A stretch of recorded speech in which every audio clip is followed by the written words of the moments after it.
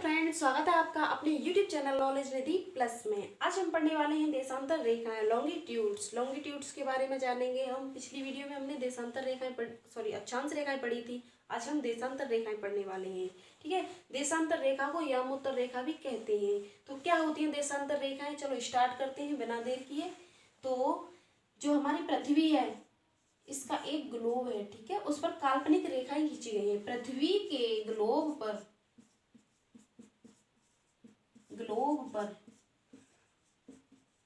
काल्पनिक रूप से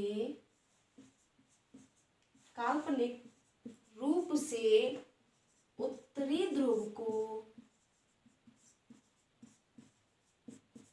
दक्षिणी ध्रुव से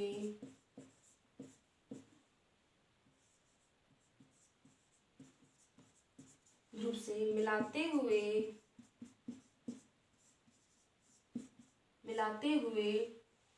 लंबवत रेखाएं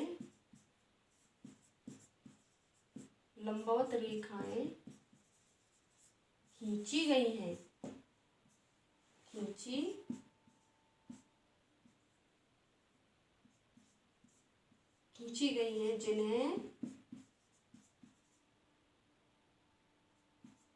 जिन्हें क्या कहते हैं? जिन्हें देशांतर रेखा कहते हैं। देशांतर या यामोत्तर रेखा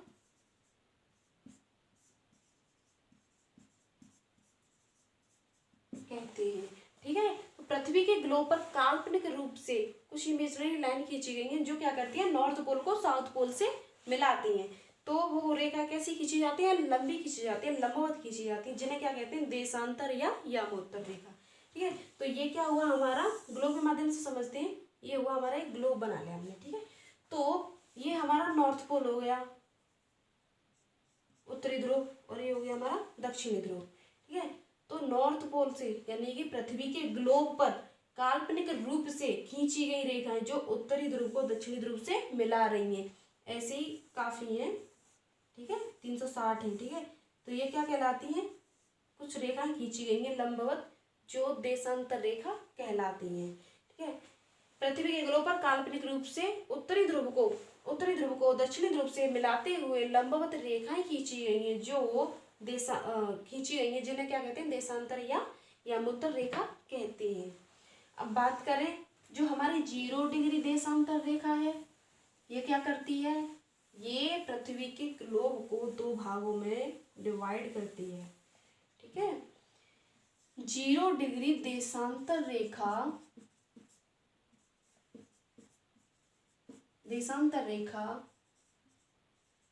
पृथ्वी के ग्लोब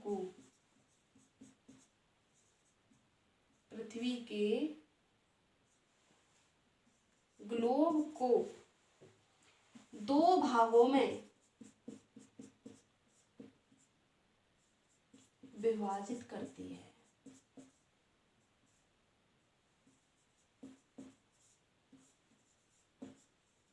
ठीक है, नंबर फर्स्ट पूर्वी गोलार्ध,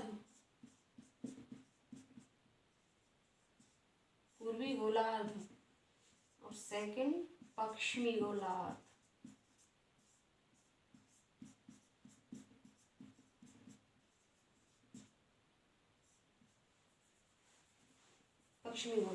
ठीक है, तो ये क्या है हमारा? ग्लोब। ठीक है, छोटा बना देते हैं। ये है हमारा ग्लोब। ठीक है, ये हमारी ये हो गया नॉर्थ पोल और ये हो गया हमारा साउथ पोल। ठीक है, तो ये हमारी कौन सी देशांतर रेखा है? ये है हमारी 0 डिग्री देशांतर रेखा, मिड लॉन्गिट्यूड्स। ठीक है, मिड लॉन्गिट्यूड ये क्या करती है? पृथ्वी के ग्लोब को 2 भागों में विभाजित करती है। तो ये भाग कौन सा है? ये भाग है पूर्वी गोलार्ध।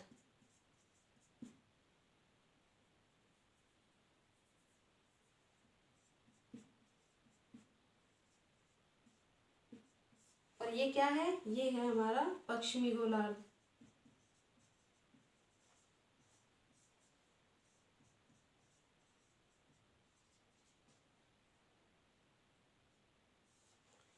ये भाग ये वाला पार्ट पश्चिमी गोलार्ध और ये हमारा पूर्वी गोलार्ध। तो ये इन्हें डिवाइड कौन कर रही है, इन्हें 0 डिग्री देशांतर रेखा कर रही है। ठीक है, जो हमारी 0 डिग्री देशांतर रेखा पृथ्वी के ग्लोब को 2 भागों में विभाजित करती है, पूर्वी गोलार्ध एवं पश्चिमी गोलार्ध। इतनी बात समझ में आई। चलो अब बात करते हैं जो हमारी देशांतर रेखा है, ये क्या करती हैं।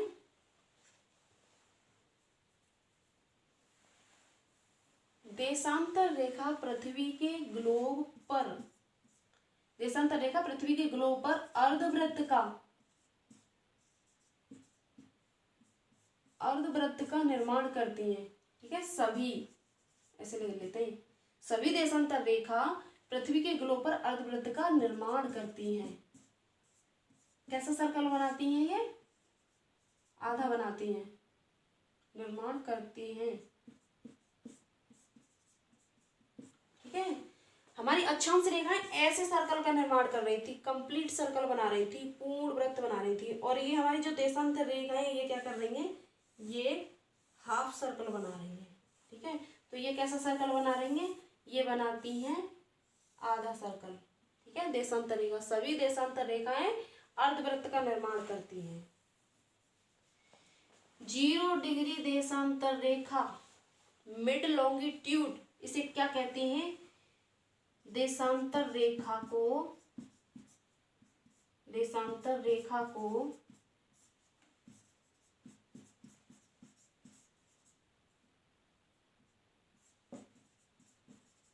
ग्रीनविच रेखा भी कहते हैं।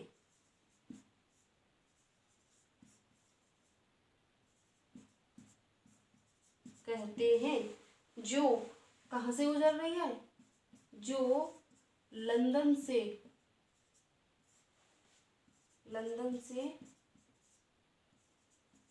गुजरती है। ठीक है, ये ग्रीनविच रेखा है ना, इससे हम टाइम मैनेज करते हैं। ठीक है, तो इसे हम बाद में पढ़ेंगे डिटेल में ग्रीनविच रेखा को। अभी बस इतना समझ लो, जो हमारी 0 डिग्री देशांतर रेखा है इसे क्या कहते हैं, हम इसे कहते हैं ग्रीनविच रेखा, जो लंदन से होकर गुजर रही है। सभी देशांतर रेखाएं क्या करती हैं, ग्लोब पर अर्धवृत्त का निर्माण करती हैं। और 0 डिग्री देशांतर रेखा क्या कहलाती है, ग्रीनविच रेखा। ठीक है, अब बात करें जो हमारी इक्वेटर है, 0 डिग्री अक्षांश रेखा। अब देशांतर में अक्षांश रेखा कहाँ से आ गई, ये सोच रहे होंगे ना, तो इसमें देशांतर रेखा का भी रोल है। जैसे ये हमारी इक्वेटर है, 0 डिग्री देशांतर रेखा है, देशांतर नहीं सॉरी अक्षांश रेखा पड़ी हुई लैटिट्यूड। ठीक है, ये है देशांतर और ये है विषुवत रेखा। ठीक है, तो ये क्या करती है, सभी देशांतर रेखा सभी देशांतर रेखा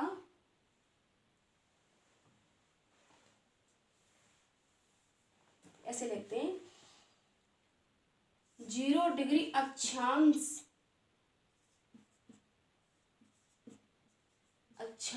पर 0 डिग्री अक्षांश पर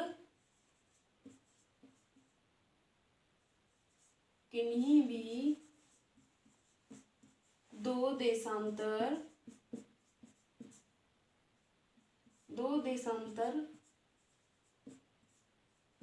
रेखाओं के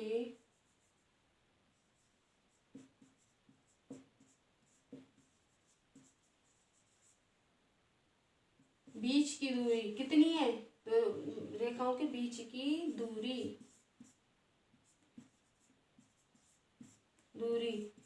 लगभग 111 किलोमीटर है। ठीक है, तो जो हमारी अक्षांश रेखा है, ये हमारी अक्षांश रेखा है इक्वेटर, और इसको क्या काट रही है, देशांतर रेखाएं काट रही है। ठीक है, तो इन अक्षांश रेखाओं के बीच की दूरी है, जो ये दूरी यानी यहीं पे नापेंगे तो क्या है, ये कितनी है, 111 किलोमीटर है। ठीक है, और जो जैसे ध्रुवों की ओर जाएं, ठीक है, जो ध्रुवों की ओर जाने पर, ध्रुवों की ओर जाने पर घटती है। ठीक है, अगर हम इक्वेटर पे बात करें, दो देशांतर रेखाओं के बीच की जो दूरी है वो कितनी है, 111 किलोमीटर। अगर ऊपर जाए, नॉर्थ में जाए तो भी घटेगी, और अगर साउथ में जाए तो भी घटेगी। ठीक है, तो मध्य में होती है 111 किलोमीटर दूरी। ठीक है, अच्छा, अब जो हमारी देशांतर रेखाएं हैं, इनकी संख्या कितनी होती है?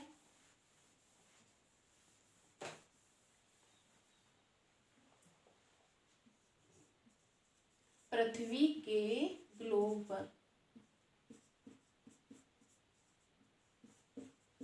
ग्लोब पर, ठीक है, पृथ्वी के ग्लोब पर कुल 360 डिग्री देशांतर रेखाएं खींची गई हैं। ठीक है, इन देशांतर रेखाओं की संख्या कितनी है? 360। ठीक है, 360 डिग्री है। अच्छा, अब बात करें जो हमारे जो दो देशांतर रेखाओं के बीच की जो स्थान है, उसका क्षेत्र है, उसे क्या कहते हैं? ठीक है, तो यहाँ लिख लेते हैं, किन्हीं भी दो देशांतर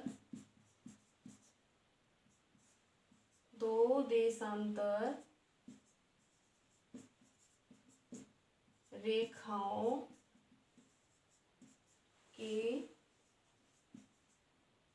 बीच के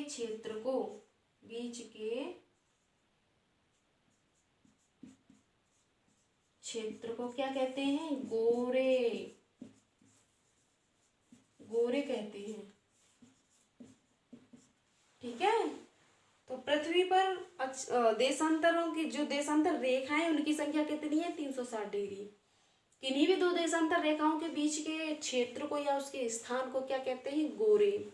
विषुवत रेखा पर किन्हीं भी दो देशांतर रेखाओं के बीच की जो दूरी है वो कितनी है? 111 किलोमीटर।